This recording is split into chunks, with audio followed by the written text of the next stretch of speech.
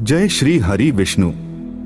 अनेकानि च शास्त्राणि स्वल्पायुर्विघ्नकोट्यः तस्मात् सारम विजानी यात क्षीरम हंस इवाम्भसी। अर्थात सत्पुरुषों के द्वारा अधीत शास्त्र ही तत्वज्ञान का लक्षण है। यही ज्ञान है, यह जानने के योग्य है। ऐसे विचारों में फंसा हुआ मनुष्य सब कुछ जानने की इच्छा करता है, किंतु 1000 दिव्य वर्षों तक पढ़ने पर भी वह शास्त्रों का अंत नहीं समझ पाता है। शास्त्र तो अनेक हैं, किंतु आयु बहुत ही कम है और उसमें भी करोड़ों विघ्न बाधाएं आती रहती हैं। इसलिए जैसे हंस जल में मिले हुए दूध को ग्रहण कर लेता है, वैसे ही उनके सार तत्व को हमें भी ग्रहण करना चाहिए। इसी से मनुष्य का मार्ग प्रशस्त हो सकता है। भगवान श्री वेद व्यास जी द्वारा रचित श्री गरुड़ महापुराण के दिव्य ज्ञान के माध्यम से आज की प्रस्तुति में हम आपको गर्भस्थ शिशु में आत्मा का संचार और उसकी मनोदशा के बारे में जानकारी देने का प्रयास कर रहे हैं। जन्म मरण का ज्ञान लेते हुए गरुड़ देव ने श्री हरि से प्रश्न किया कि हे महामंगलेश्वर, आपने मुझे जो अमृतमय ज्ञान पिलाया है उससे मैं धन्य हो गया हूँ।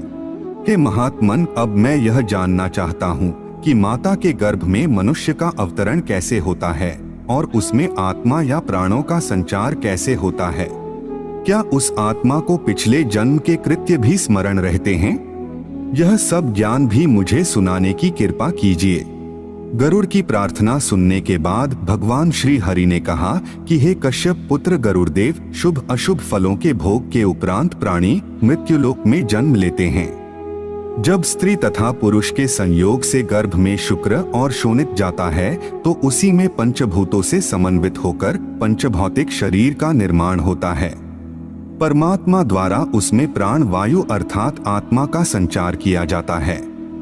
तदंतर उसमें इंद्रिया, मन, ज्ञान, आयु, सुख, धैर्य, धारणा, प्रेरणा, दुख, मिथ्या, अहंकार, वर्ण, राग, द्वेष, उत्पत्ति और विनाश इत्यादि ये सब उस अनादि आत्मा को साधन मानकर पंचभौतिक शरीर के साथ उत्पन्न होते हैं। उसी समय से वह पंचभौतिक शरीर पूर्व कर्मों से पोषित होकर गर्भ में बढ़ने लगता है। वह माता के द्वारा खाए गए भोजन पर निर्भर रहता है, अर्थात जैसा भोजन माता करती है वैसा ही भोजन उसको भी प्राप्त होता है। अतः माता को हमेशा ही शुद्ध एवं सात्विक भोजन करना चाहिए।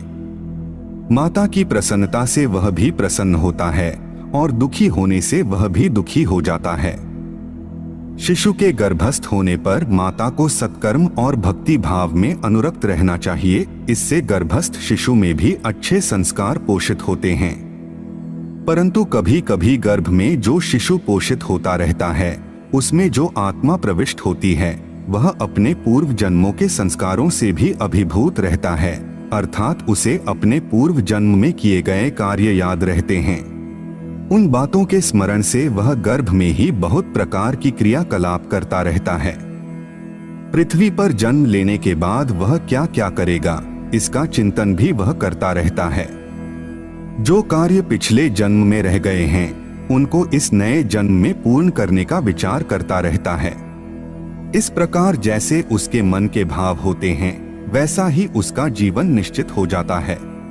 जब धरती पर उसके जन्म का समय आता है तो वह अर्धचेतन अवस्था में चला जाता है और जन्म लेते ही दुखों की अनुभूति से रोने लगता है। शैशव काल तक उसे सभी बातें स्मरण रहती हैं। उन्हीं बातों को स्मरण करके कभी वह हंसता रहता है, कभी अचानक मुस्कुराता है और कभी अचानक रोने लगता है। परंतु जैसे जैसे उसकी आयु बढ़ने लगती है तो वह पूर्व जन्म के शुभ अशुभ कर्म एवं संस्कार सभी कुछ भूलने लगता है। फिर वह इस जीवन में मिलने वाले समस्त सगे संबंधियों को धीरे धीरे पहचानने लगता है, पूर्व जन्म में मिले सगे संबंधियों को भूलने लगता है। इस प्रकार 6 माह की अवस्था आते आते वह सब कुछ भूल जाता है और नए जीवन में घुलने लगता है। हे खगेंद्र, इस प्रकार नए शरीर के क्रियाकलाप प्रारंभ हो जाते हैं। जो जो उसकी आयु बढ़ती जाती है वह सांसारिक दायित्वों और मोह माया, लोभ, लालच, काम, क्रोध इत्यादि में अनुरक्त होता रहता है। फिर धीरे धीरे वह नाना प्रकार के शुभ अशुभ कर्म करते हुए पहले शिशु, फिर बालक, फिर किशोर, फिर युवा, फिर वयस्क, फिर प्रौढ़ और अंत में वृद्ध होकर अपनी आयु पूर्ण करता है। फिर अंत में उसकी मृत्यु हो जाती है। इसी प्रकार उसके जीवन मरण का चक्र चलता रहता है, क्योंकि वह अपने मूल कर्तव्य को भूल जाता है, जिसका कि उसने गर्भ में अवतरित होते समय चिंतन किया था। परंतु जो व्यक्ति धर्मनिष्ठ होता है और सत्कर्म करते हुए अपने दायित्वों को पूरा करके मृत्यु को प्राप्त होता है, तो वह व्यक्ति मृत्यु के बाद निश्चित ही उस अनंत ब्रह्मांड के एकमात्र आश्रयदाता भगवान श्री नारायण को प्राप्त करता है। तो यह थी गर्भस्थ शिशु में आत्मा का संचार और उसकी मनोदशा के बारे में एक छोटी सी जानकारी। हम आशा करते हैं कि आपको यह जानकारी अच्छी लगी होगी। अगर अच्छी लगी हो तो वीडियो को लाइक करें और हमारे चैनल को सब्सक्राइब करने का कष्ट करें।